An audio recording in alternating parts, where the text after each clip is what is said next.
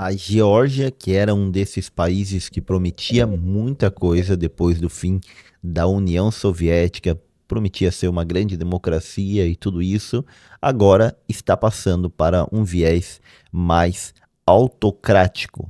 Vamos ver aqui onde fica a Geórgia, que é justamente um desses países lá que fazem, digamos, fronteira entre o que seria o final da Europa com o mundo asiático. Aqui está a Geórgia e ela tem vários problemas naquele país, que é além dessa perda da democracia e tudo isso, ela tem problema de separatismo aqui da Abcásia, aqui da Ossétia do Sul. É um paísinho bem pequeno, mas que não consegue fugir da presença forte dos russos naquela região.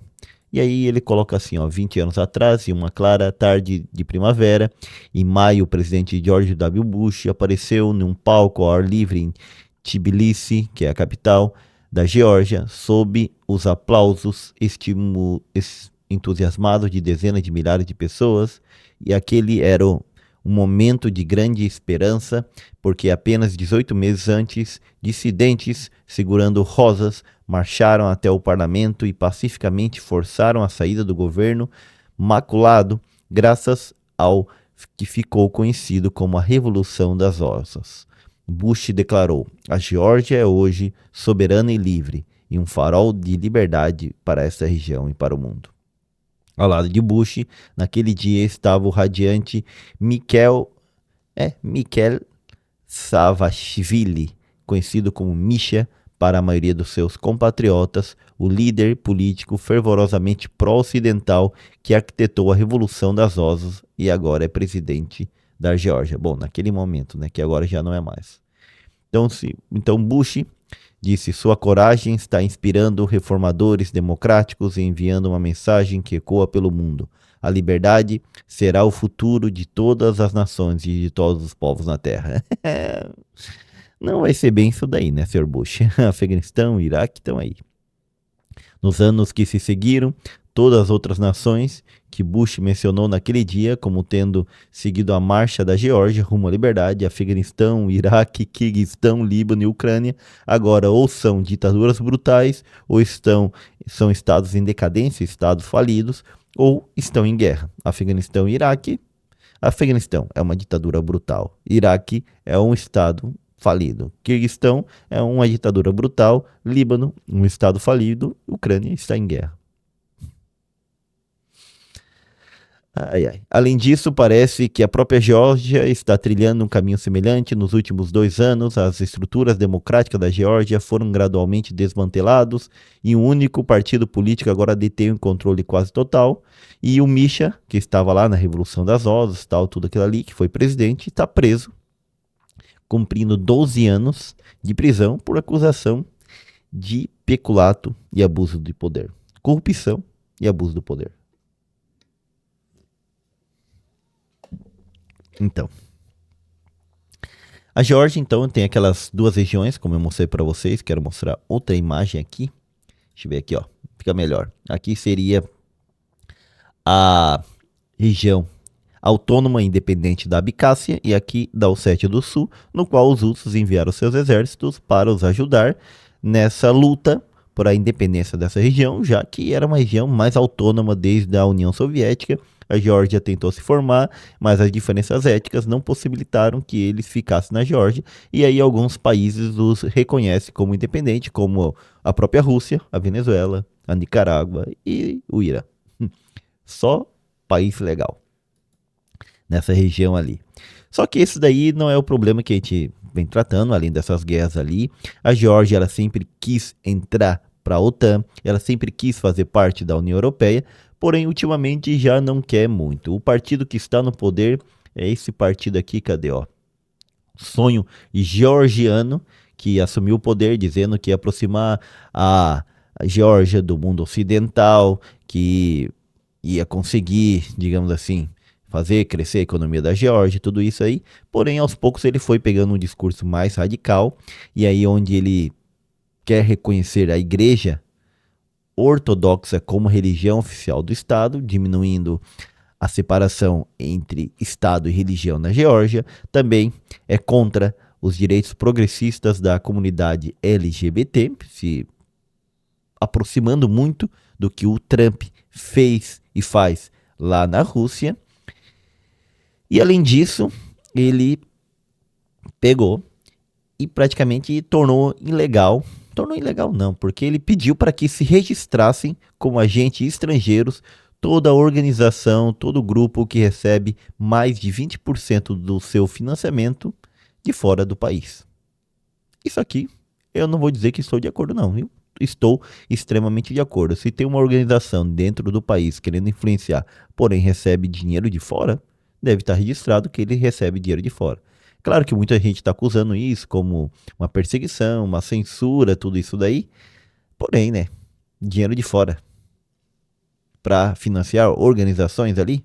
E uma das principais pessoas que ele acusa justamente é o Soros, por fazer tudo isso de querer influenciar lá, como os Estados Unidos através da USAID, que a gente viu que, bom, tinha ajuda humanitária, tudo isso, mas os Estados Unidos usava para influenciar em outros países realmente.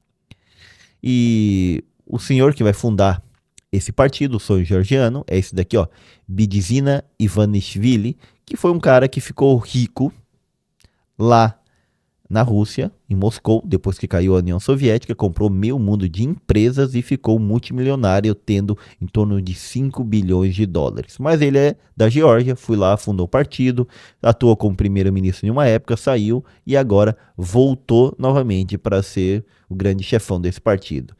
Muitos dizem que ele é o homem que comprou um país, segundo os jornalistas que não gostam dele. E ele trouxe essa ideia novamente dos georgianos como um grande país. Bom, grande não, porque é muito pequeno, quer ver novamente? Ó. É muito pequeno a Geórgia, olha isso daqui. É pequenininho. Ah, tem um mapa. Deixa eu ver se eu encontro esse mapa aqui. Como que era? The True. O que era assim? True. Algo assim. Ah, aqui, The True Size. Aham, é isso aqui, ó. The True Size. Quer ver o tamanho da Geórgia? Isso daqui é muito bom. Que daí a gente compara o tamanho do país, como ele aparece no mapa, a gente compara com o nosso e aí a gente vai ver como é pequeno. Geórgia, aqui ó, Geórgia. Fora que ela perdeu duas partes. Vamos pegar o país aqui do tamanho que ele tá e vamos comparar. Ó. Vamos pegar a Geórgia, então, ó. Trazemos aqui para o Brasil. Vamos ver. Santa Catarina. Podemos dizer que ele é do tamanho um pouquinho menor que Santa Catarina. Minas Gerais, olha aí, ó, tamanho da Geórgia. Ah, maior que o Espírito Santo? Parece que é maior que o Espírito Santo. Maior que o Janeiro? É maior que o Janeiro. São Paulo fica perdido ali no meio. É um paísinho extremamente pequeno a Geórgia, então. Fora que ele perdeu essa parte aqui e essa daqui ao norte. A parte mais ao oeste e a parte mais ao norte. Então, o que vem dizendo esse senhor aqui, o Ivanishvili,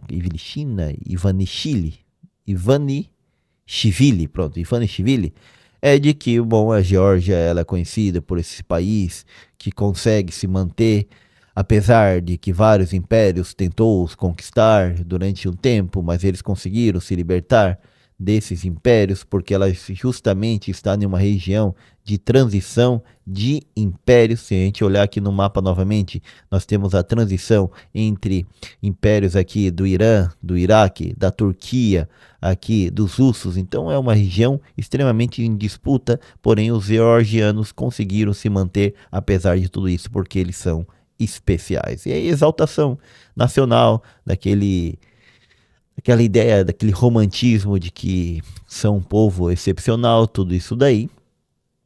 E isso é uma das coisas que faz muita gente e fez muita gente votar no partido do sonho georgiano de melhorar a situação para eles. E principalmente melhorar a situação econômica.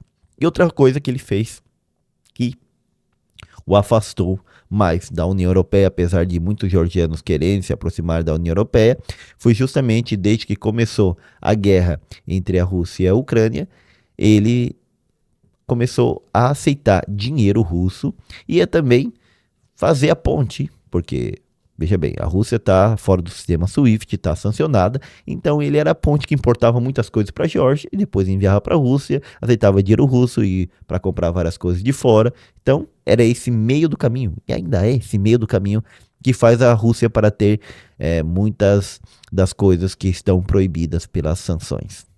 Passa através ali da Geórgia, justamente, coisa que a União Europeia falou assim, bom, assim não vai dar, né? Se você faz isso, não tem como você estar aliado com a gente. E nas últimas eleições, aqui, ó, 2012, mesmo considerando algumas diferenças nas disputas das eleições de 2024, como explicar o fato do partido ter quase 60% ali, é que, bom, aí segundo o Davi aqui, o presidente do sonho georgiano na Assembleia é que o partido não é nem um pouco pró-Rússia. No início eles diziam que não era pró-Rússia, que tudo era culpa do Mishra, tudo isso, mas eles são bem pró-russo na atualidade e eles já estão abandonando a ideia de se aproximar da União Europeia, porque, como estava dizendo, o país ele está buscando criminalizar os partidos contrários a ele, a oposição contrária. É isso que começa o problema de se tornar, em vez de uma democracia, cada vez mais uma autocracia. Eles derrotaram o Ivanishvili. O Ivanishvili ali derrotou o Misha lá, aquele grande revolucionário ali das Ossos ali, em 2012. E ele foi primeiro-ministro, depois passou para um seu subordinado e depois ele volta ao poder. Aqui foi as partes que fui marcando aqui no artigo do New York Times, falando sobre isso. Mas a grande questão é que eles realmente, lembra, Geórgia é a terra do Stalin. Interessante, né? Mas lembrando, a grande questão é que eles estão suprimindo os partidos que são a oposição e, mais do que nada, isso é o que estaria os aproximando dessa autocracia que está acontecendo lá na Geórgia. Aqui, ó, vem dizendo, acho que é essa aqui que fala das eleições. De acordo com as pesquisas de boca de urnas realizadas por duas empresas de pesquisa americanas independentes, durante as eleições de 2024, o apoio ao sonho georgiano mal chegava à marca de 40%. Consequentemente, foi uma surpresa considerável para muitos quando o partido voltou ao poder com 54% dos votos, em meio a denúncias generalizadas de intimidação e fraude eleitoral.